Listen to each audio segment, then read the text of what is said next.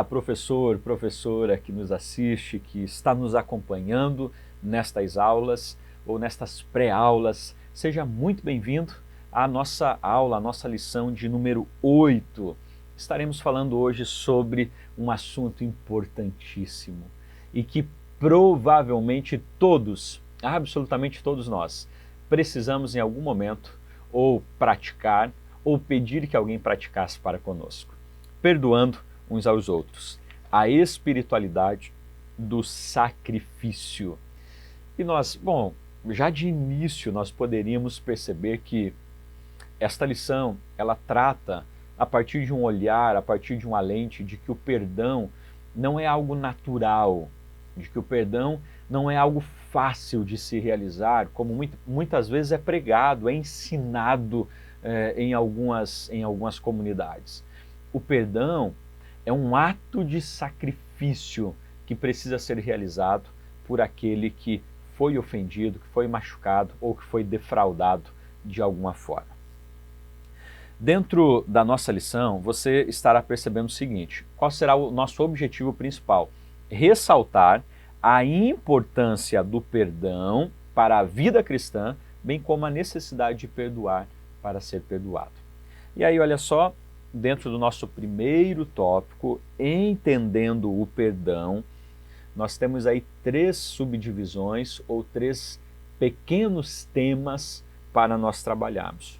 O primeiro vai falar sobre o significado do perdão. E aí você vai encontrar na nossa lição algumas traduções, algumas palavras, algumas semânticas, alguns significados específicos sobre perdão. Está aqui na lição. O que é importante que você trabalhe é que os seus alunos tenham a compreensão que o perdão, ou no perdão, alguém sempre pagará a dívida. E quem pagará a dívida no perdão, nesta ação, é exatamente quem estiver perdoando.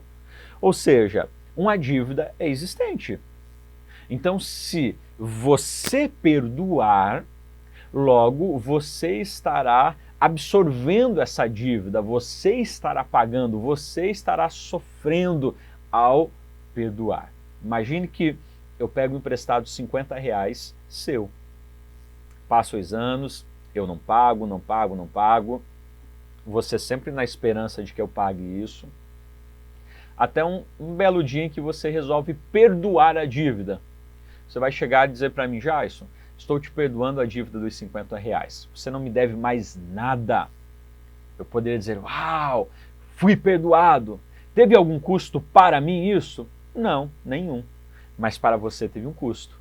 Você arcou com a dívida, você absorveu-a, você foi aquele que pagou, entre aspas, a dívida que era minha. Tá? Então é importante trabalhar este entendimento sobre o perdão. Seguindo, perdoando como Deus perdoou. Ou seja, Deus é o nosso modelo de perdão.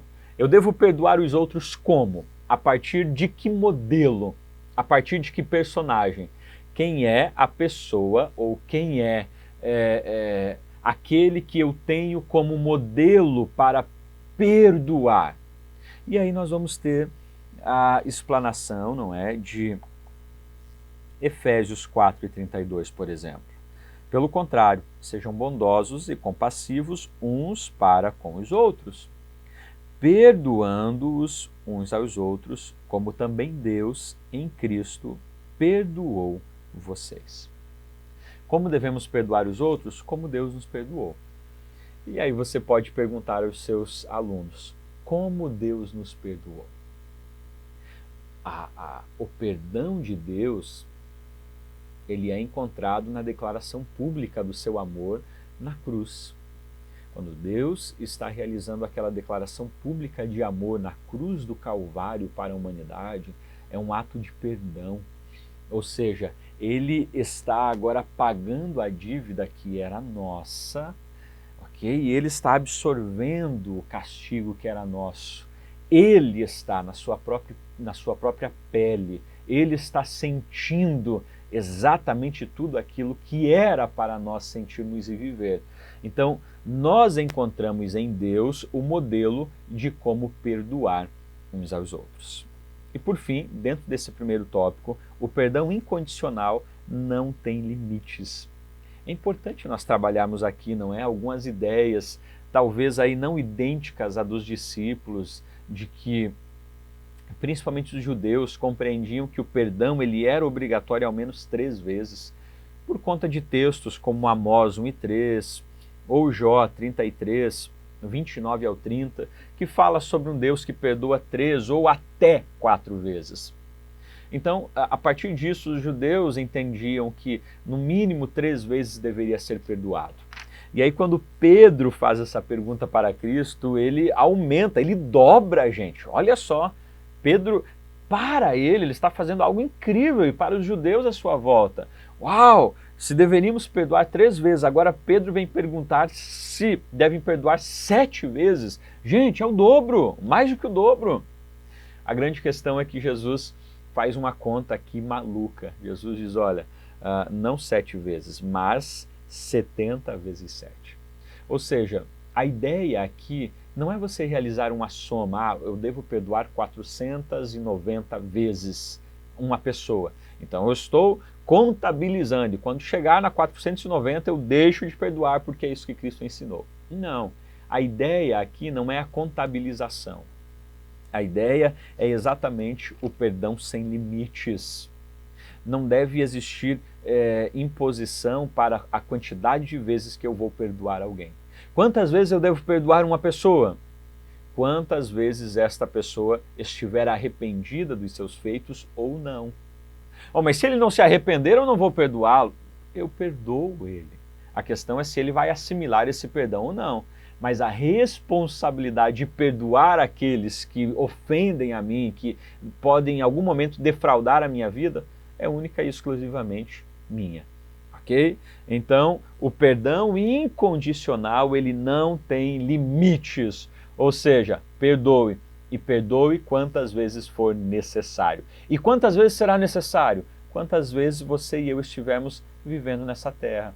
Somos imperfeitos, caminhando com pessoas imperfeitas, que errarão, falharão e o perdão será necessário. O nosso segundo ponto da nossa lição vai abordar sobre os mitos sobre o perdão. E aí nós temos aqui 3 mitos. O mito do silêncio, o mito do tempo e o mito do desejo.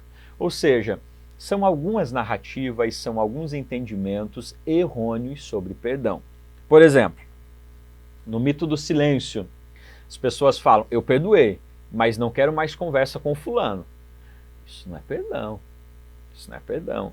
Isso não passa de negligência a uma situação que aconteceu e você está evitando essa pessoa. O silêncio, gente, a pessoa que fica em silêncio, o sábio vai caracterizá-la como uma pessoa sábia. Agora, nesta situação, neste caso, não. Então o silêncio, ele sufoca a alma, ele gera amargura ao coração. Quando há situações mal resolvidas, é importante e é necessário que se resolva. Segundo, o mito do tempo. Você pode já ter lido aí em frases de caminhão, de carro, o tempo é o melhor remédio para todas as dores. Só o tempo pode curar qualquer doença. Gente, o tempo ele pode ser um remédio no processo de cicatrização, mas ele também pode ser um veneno no processo de aumento de amargura, de raiva e ódio. Provavelmente, quanto mais o tempo passava no relacionamento de Caim e Abel, mais o ódio de Caim aumentava por Abel. Então perceba, o tempo ele deve ser usado de forma correta. Olha só, Gênesis 33, Jacó e Esaú, gente, 20 anos em que eles não conversam, em que há silêncio e que há tempo. E depois de 20 anos, para que este relacionamento fosse restaurado, houve a necessidade de um diálogo e de um reencontro. E por fim, o mito do desejo. Que mito é esse? É a ideia de que eu devo perdoar quando sentir. Olha, eu vou perdoar ele. Quando? Quando eu sentir. Quando eu sentir no coração, quando eu sentir na alma. aí sim eu irei perdoá-lo. Até então, não. É errado. Não é bíblico isso. Nós somos chamados a perdoar, gente. Ó, é claro que o sentimento pode estar envolvido, sim, no ato de perdoar. Mas se não estiver, a razão deve prevalecer. A razão deve prevalecer. Existem coisas que Deus orientou a nós e deu como princípio e que nós até não queremos muito fazer, mas somos chamados a fazer, porque é um princípio estabelecido pelo Senhor. Então, tenha o devido cuidado com o mito do silêncio, com o mito do tempo e com o mito do desejo. Eles, por si só, são mitos, são falácias e não se aplicam ao perdão bíblico. Vamos caminhando. O nosso terceiro tópico da lição: quando o perdão não é liberado. E aí nós temos duas abordagens. Você pode fazer a primeira abordagem: na ausência do perdão, o adversário fica em vantagem. Use o texto de 2 Coríntios 2, 10 e 11, quando Paulo vai dizer que quando nós não perdoamos, Satanás pode alcançar vantagens sobre nós.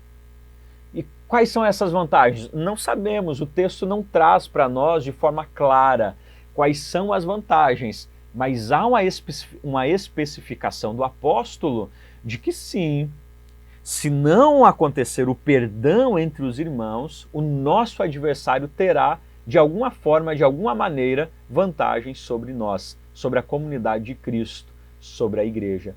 Por que dar vantagem para o adversário? E segundo, na ausência do perdão, o homem não é perdoado. Fixe isso muito bem. Pergunte aos seus alunos, antes de você abordar esse ponto, o que eles acham que acontece se eles não perdoar? E talvez a resposta é: a pessoa que me defraudou vai ficar sem o perdão, vai morrer com a consciência pesada. Você sabia que essa pessoa pode, se ela buscou a restauração e você não aceitou, ela pode ter sido restaurada pelo Senhor e você que foi defraudado estar em pecado. Não perdoar é escolher não receber o perdão de Deus. Escute o texto. Mateus 6, 14 e 15. Porque se perdoardes aos homens as suas ofensas, também vosso Pai Celeste vos perdoará. Se porém não perdoardes aos homens as suas ofensas, tampouco vosso Pai vos perdoará as vossas ofensas. Vocês lembram da parábola do servo, não é? do credor impiedoso? Havia dois homens que deviam para o Senhor. Uma dívida altíssima que era impagável. Ele poderia trabalhar todos os anos da sua vida e os seus familiares também, por gerações eles não pagariam. O outro lhe devia 100 denários, o equivalente a 90, 100 dias de trabalho. O rei chama e perdoa este homem que tinha uma dívida incalculável. O que ele deveria fazer era perdoar o seu próximo, que lhe devia poucos denários. Porém, ele pega o seu próximo e lança-o na prisão, mostrando a insensibilidade, a injustiça, mostrando o desamor do seu coração. Por conta disso, o rei lhe chama e lhe encaminha para a prisão para que ele fosse torturado. Essa parábola ela traz para a gente algumas lições importantes, mas eu destaco o seguinte: perceba, Deus nos perdoou e a transgressão nossa para com Deus foi muito maior do que as transgressões que um pode realizar com o outro terrenamente. Se Deus nos perdoou uma transgressão tão elevada, como não perdoar poucos denários ou pequenas migalhas que os outros nos ofenderam ou nos machucaram ou nos defraudaram? Então, se não perdoar, não somos perdoados pelo Senhor. E por fim, você vai abordar os últimos 4 pontos, o último quarto ponto da sua lição, sobre praticando o perdão. E aqui é importante você trabalhar o seguinte: primeiro, o perdão possibilita recomeços. Faça o desenho, acho que simboliza muito bem uma ponte. A ponte, ela tem essa capacidade de ligar dois lados que estão separados por um rio. O rio ele continuará, mas esses dois lados estão ligados. As cicatrizes de um machucado, de uma ferida, ela estará ali pela vida toda. O perdão não é este ato ou esta ação de amnésia, de esquecimento, mas é exatamente a compreensão do lembrar sem dor. Eu olho para os ferimentos e eu lembro e eu sei o que aconteceu, mas não há dor, porque foi curado. Então, o perdão, gente, destaque isso, ele possibilita recomeços. Casamentos sem perdão são casamentos fadados ao fracasso. Famílias onde não há perdão entre pais e filhos, filhos e pais, são famílias fadadas ao fracasso, à ruína. Por quê? Porque, gente, onde estiver 2 ou 3 pessoas reunidas, há um comentarista que fala exatamente sobre isso. Ó, lá no início da lição, o Werner vai dizer, onde estiver 2 ou 3 pessoas reunidas, ali há um problema. Pessoas imperfeitas convivendo juntas, machucar-se-ão umas às outras. E para que este relacionamento continue, esta amizade continue, é necessário o perdão. Se o perdão for excluído, este relacionamento é excluído. Perceba que ao eu escolher não perdoar o outro, eu escolho removê-lo da minha vida. Então veja, não perdoar pessoas, entenda a expressão no sentido figurado, é ir matando-as, porque elas não fazem mais parte da minha vida, do meu ciclo de amizade. Então, ao passo que eu vou matando estas pessoas, eu vou diminuindo o meu mundo, eu vou diminuindo os meus relacionamentos, e isso é muito doloroso. Então, perdão possibilita recomeços. E por fim, o perdão é um restaurador dos elos quebrados. Ou seja, quando você tem algo que se rompe, é necessário um elo para que ligue novamente aquilo que foi rompido. Perceba, ao escolher o pagamento da dívida por parte de meu devedor, posso perder tanto aquilo que é meu por direito, como também um abraço. Por vezes, ao irmos à procura de quem nos deve alguma coisa, a real motivação pode estar centrada no ressarcimento daquilo que é material e transitório, o que torna evidente a intenção errada do nosso coração.